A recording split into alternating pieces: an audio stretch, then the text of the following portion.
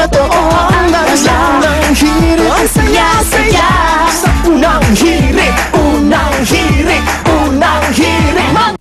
Saan ho siya huling nakita? Taga-Pasay yan siya eh. Aha. So, ang mostly operation nila Southern NCR. Pero lately, sa Marikina, kahit sana, nag-ooperate na sila. Okay. Yung kahapon po, saan yung ONAD group kahapon? Yung sa, Yung sa Makati. Ay, sa Makati. May Bendia. Yung may tumalon sa creek. Sa creek, oo. Yung sinundan, nakipagbarilan. Nakipagbarilan pa yan, oo. So, na-neutralize na ho ba natin masasabi ONAD group? Kasi kung buhay pa ho si ONAD, pwede pa ho mag-recruit yan. Marami itong grupo eh. Kaya ongoing pa yung follow-up dyan sa grupo ni na ONAD. Pero tinitingnan ko yung organizational chart na dala ninyo. Akit bahay din pala to, tsaka droga. Nag-ano sila eh, nag-spawn na sila sa akit bahay, robbery, bus robbery, carnapping. Kaya, paano po makakatulong yung ating mga manonood?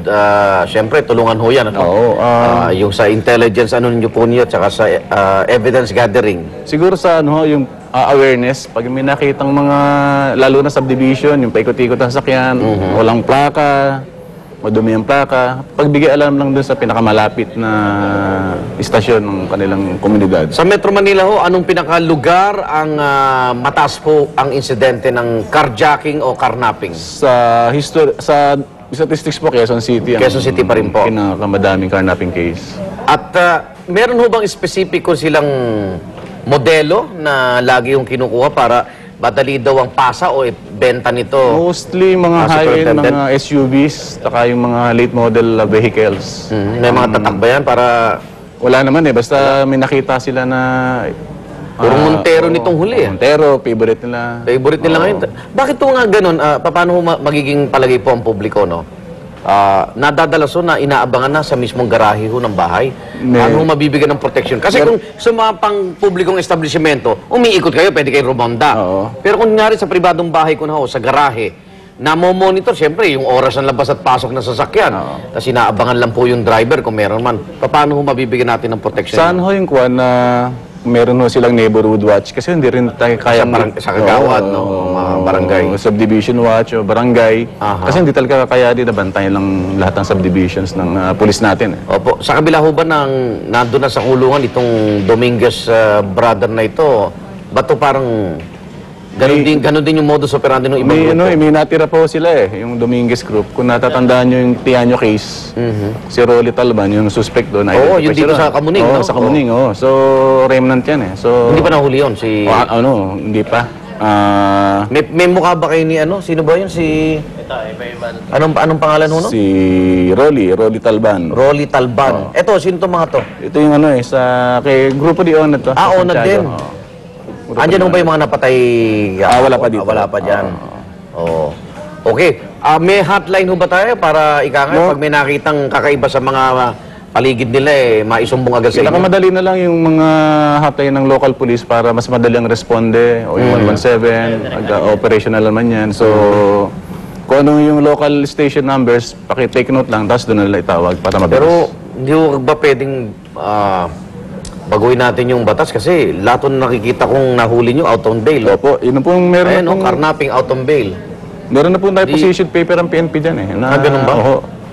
Kasi pag nahuli sila at nakapag out on bail, baka lalong tumatapang. Ganun lang nangyayari. Kesa ma-contain natin sila sa loob ng kulungan, di ba? Pagka malakas sa loob eh, kasi tulad ng grupo sa Quezon City, kahuli, pagkahuli, 2 days later, naka-bail na. No? At large, out on bail. Out on bail. Talaga po. Yun po malungkot dyan. At large, si Reynan Santiago, Eliseo Manuel, Joseph Hilario, at may pinsan pala si Onad, si Andrian Manuel. Pakita mo, close up mo uli si Onad. Baka makatulong sa ating mga pulis Baka ikaw na susunod na biktima. Hindi, mas malinaw ho yung sa superintendent. Ayan, mas malaki-laki yan. Ayan. Yan ho, baka nagpunta na ng Derma, di ba? Yung Makati, anong grupo yun? ONAD yun? ONAD yung sa Quezon City? Lintang daw yung Quezon City. Nako. Okay, mensahe na lang po sa mga manonood natin para... ito mga patay na yan. Nakatingala na sa kisame. Okay. Mensahe ho sa ating mga manonood. Sana po humingi kami ng tulong sa publiko na yung awareness lang sa kapaligiran natin. Kung meron kayong napapansin na hindi normal o kahina-hinala, pakipagbigay alam lang sa mga pinakamalapit na police station. Malaking papel din dito, LTO, di ba? Malaking papel po. Kasi paano maibebenta kung hot car? Ayoko po magsalita. Bakit? Di ba LTO? LTO, di ba? Paano nagkakaroon ng bentahan? Ang ORCR niyan, nasa original na pangalan na may-ari. Opo. O paano magkakaroon ng deed of sale? O paano magiging parang mukhang legal yan? Yun po ang isang assignment nyo, Igan. Tingnan din. Wala eh. Ayaw ni Pinoy nagalawin ng LTO eh. Okay. Maraming salamat, Superintendent Capa. Police Senior Superintendent Conrad Capa po ng NCRPO. Magtutulungan po tayo dyan. Yan ating talakayan. Magbabalik po ang unang hapit.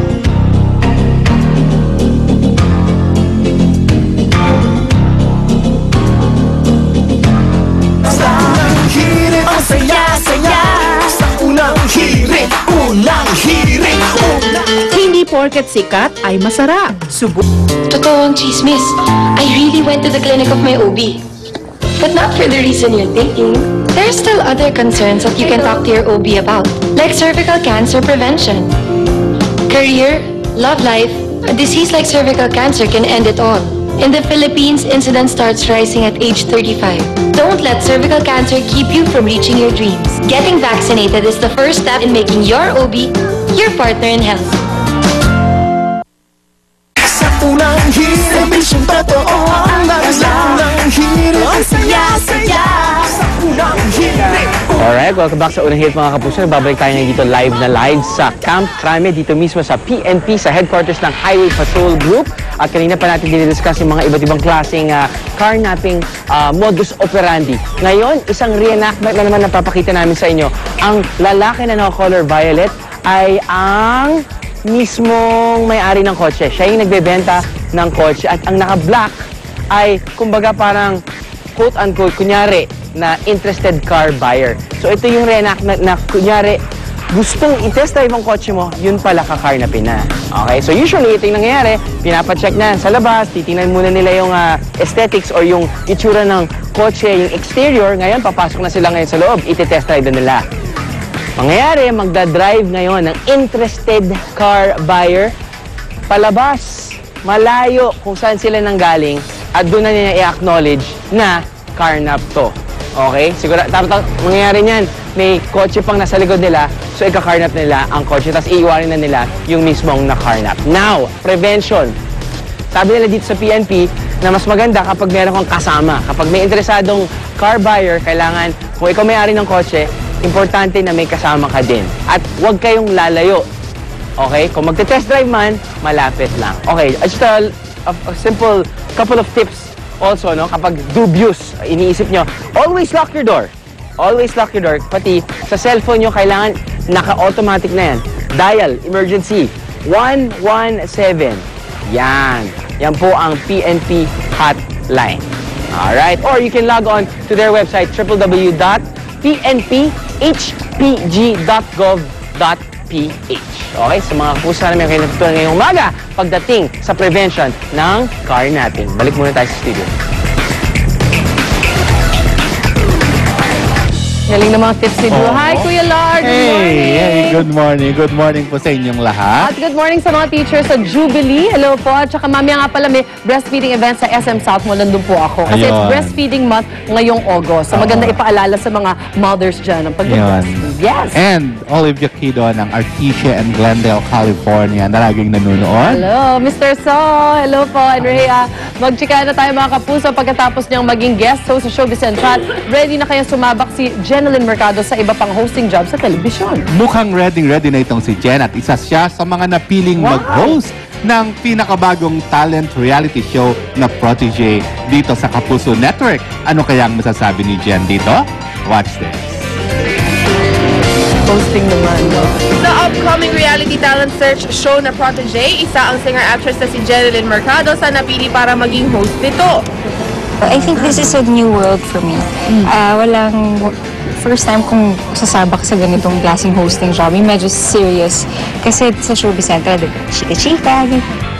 Aminado si Jen na kinakabahan daw siya sa kanyang hosting stint na ito. Kaya naman humihingi siya ng ilang tips sa TV host personality at kaibigan niya, si Pia Guanyo. Siyempre kinakabahan kasi hindi ko pa alam kung ano yung gusto nilang attack. So, kailangan kong pag-aralan kung ano yung klaseng, ano ba yung attack na gagawin ko sa pag nasa stage or pag nasa, diba, while hosting. Sa mga kasama ko, kay Ate Pia, minsan namingi ako ng, ano ba gagawin ko pag wala akong masabi. At dahil napapadala sa pag-host si Jenilyn sa Showbiz Central, may mga umuugong tuloy na chika na papalitan na raw niya si Rufa May Quinto bilang isa sa mga host nito. Hindi, guest lang po ako sa Showbiz Central. So, hindi naman po ako regular. Nilinaw din ng aktres ang di umanong planong pagpapalit ng apelyido ng kanyang anak. Gusto raw kasi ni Patrick Garcia na gamitin ang apelyido niya ng kanilang anak na si Alex Jazz. Hindi pa, ano pa lang kami, hindi pa namin napag-usapan eh. We still have to sit down para pag-usapan yung mga ganung bagay. Medyo malalim na yun eh.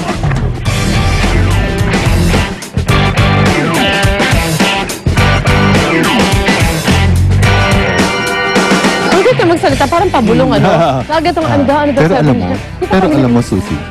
Hindi, pero alam mo, malaki na yung in-improve ni Jenilyn sa pag-host. Siguro dahil nga, nahahasa siya Yeah. sa Showbiz Central, tapos nag-host din siya ng Party Pilipinas. So, unti-unting na-develop yung confidence. Oo nga. Tsaka nice naman for her to admit na nga. Siyempre sa umpisa nga naman parang ano nga ba gawin? And asking help from others. Di ba? Yung mga mas experience sa kanya. Good job, Jen. At ito naman. Uy, naku, masaya to. Panoorin niyo po ang aming nail art segment na si Lulu. Thank you, Kuya Lar and Suzy. Para po sa mga kikay dyan, ako ibibida naman namin sa inyo na ang mga cute na cartoon characters or mga computer game characters kagaya nitong hawak ko, pwede nang ilagay sa inyong mga kuko. Yan po ay malalaman ninyo sa pagbabalik ng unang hirit. Kaya dyan lang kayo.